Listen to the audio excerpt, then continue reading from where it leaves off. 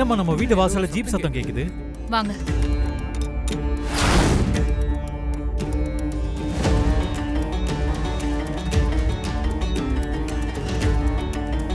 வணக்கம் மேடம். வணக்கம். என்னாச்சு இன்ஸ்பெக்டர்? இந்த நேரத்துல எதுக்கு எங்க வீட்டுக்கு வந்திருக்கீங்க? உங்க வீட்ல நாங்க தேடிட்டு இருக்கிற திருட்டு சிலை இருக்கிறதா தகவல் வந்திருக்கு.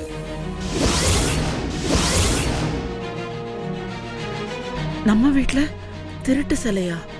அதை தேடிதான் மேடம் நாங்க வந்திருக்கோம். உங்க வீட்டை சர்ச் பண்ணு மேடம்.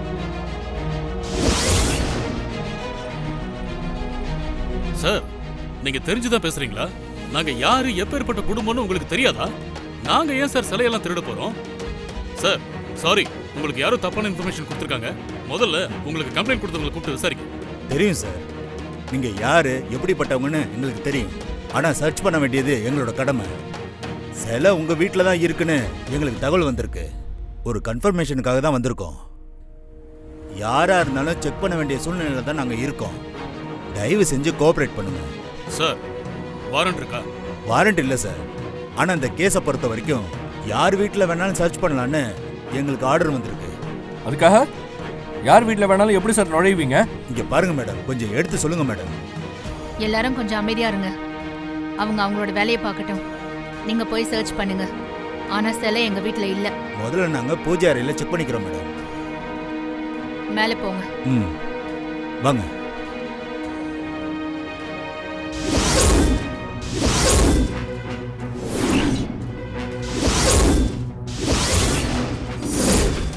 I am coming.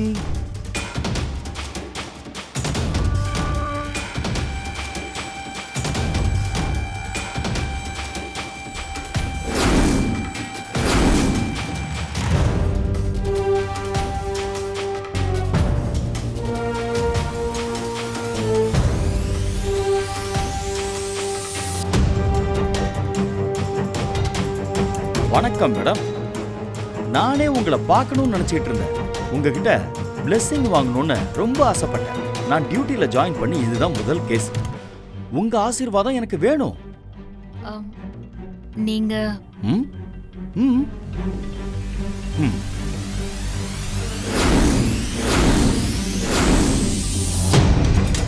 என்ன யாரும் தெரியலையா மேடம்? என்ன மேடம் நீங்க 1-2 சம்பவம் பண்ணியிருந்தா பரவாயில்ல. நீங்க ஏகப்பட்ட சம்பவம் பண்ணிருக்கீங்களே, அப்புறம் எப்படி என்ன ஞாபகம் இருக்கும் உங்களுக்கு? உங்களால சூசைட் பண்ணி செத்து போனாரே நவநீதம், அந்த நவநீதத்தோட பையன் தான் நான்.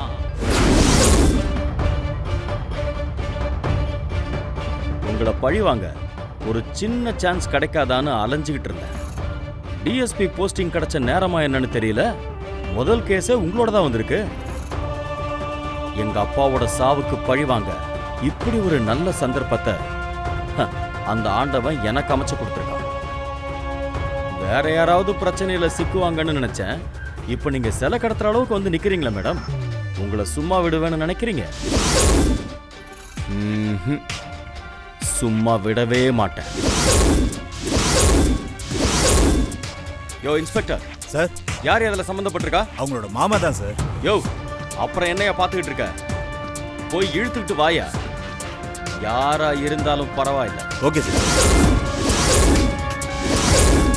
இந்த குடும்பத்துக்கும் அந்த சிலைக்கும் எந்த சம்பந்தமும் இல்லை. நீங்க அரெஸ்ட் பண்ணி கூட்டிட்டு போகணும்னா தயவு செஞ்சு என்ன அரெஸ்ட் பண்ணி கூட்டிட்டு போங்க. ஆமா, நீங்க யார் இந்த குடும்பத்துக்கு?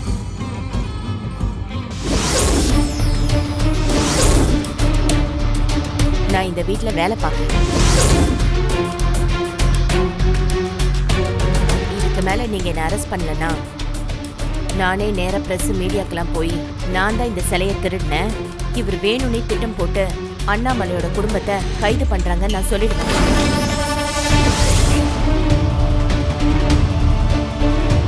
என்ன மேடம், உங்க வீட்டு வேலைக்காரங்களை வச்சு தப்பிச்சிடலான்னு ஸ்கெட்ச் போடுறீங்களா? எதுவுமே நடக்காது. இந்த லேடிய ஸ்டேஷன்ல அடிக்கிற அடியில எப்படி உண்மை வருதுன்னு மட்டும் பாருங்க. அடிச்சா உண்மையை மட்டும் இல்லை, எனக்கு தேவையான பொய்யையும் என்னால வர வைக்க முடியும்.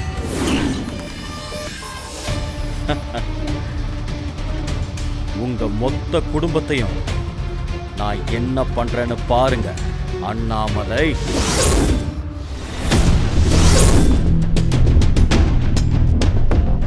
நீங்க எங்க அப்பாவை எப்படி துடிக்க துடிக்க கொன்னீங்களோ அதை விட ஒரு படி மேல போய் உங்களை துடி துடிக்க வைக்கிறேன். யோ, அந்த லேடி எழுதிட்டு வாயா. மா கூட்டு வாங்க.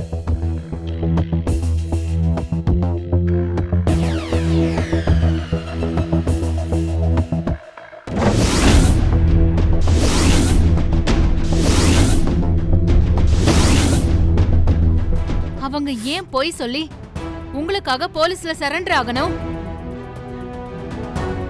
எல்லாம் எனக்காக தான்.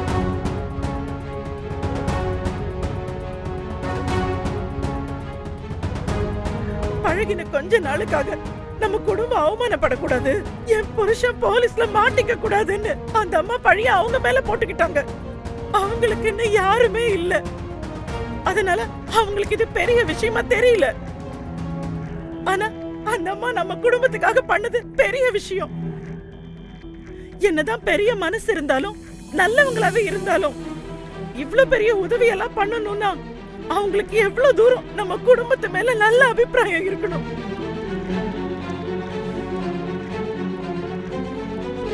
அதனாலதான் சிலைய திருநதா அவங்க பழைய தாமையில போட்டுக்கிட்டு ஜெயிலுக்கு போயிட்டாங்க. நான் எப்படி நன்றி சொல்ல போறேன்னு தெரியல.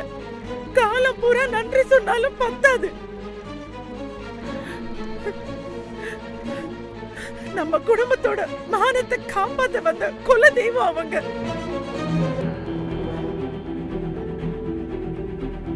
உண்மைதான் நீ. அவங்க இடத்துல வேற யாரா இருந்தாலும் அப்படி பண்ணிருக்க மாட்டாங்க. கோயில்ல தான் பார்த்து பழகுனதா சொல்றீங்க. அப்படி இருக்கும்போது அவங்க நம்ம குடும்பத்துக்காக பண்ணது பெரிய விஷயம். அவங்கள அப்படி விட்டுறக்கூடாது.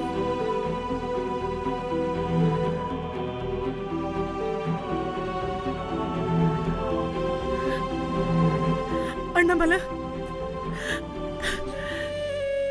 லக்ஷ்மியை எப்படியாவது வெளியே கொண்டு வரணும்.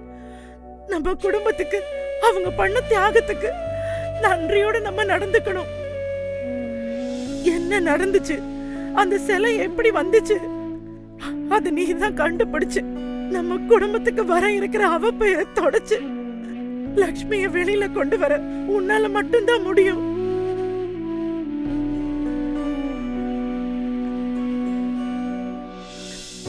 நான் பாத்துக்கிறேன்னு நீ எனக்கு வாக்கு கொடு.